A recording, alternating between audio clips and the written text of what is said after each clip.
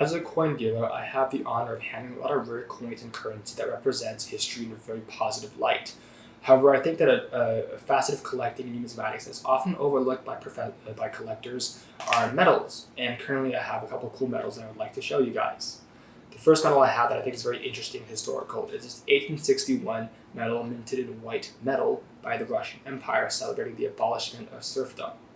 In 1861, the system of serfdom, where people or peasants bound to their land, was ended in Russia, and this is celebrated in this medal here. And I'll have close-ups up here. For $100, just a very cool piece of history that represents an important moment in the advancement of mankind, which is the abolishment of the serfdom system. Besides these, I have a collection of four Swedish medical medals minted by the Swedish Academy of Science in the 19th century. One medal was minted in 1851, 1857, 1877, and 1878.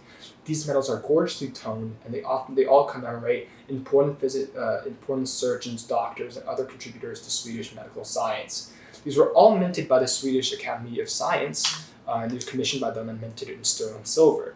The first one commemorates, excuse my pronunciations, it commemorates Arvid Henrik Florin, a Swedish doctor and professor who later taught at the Swedish Academy of Science. And this was minted in 1851, close-ups right here. The second medal was minted in 1857 and commemorates Per von Afzelius, a doctor and professor also of the Swedish National Science Association. The third medal was minted in 1877 and commemorates Christopher Carlander, a famous Swedish physician.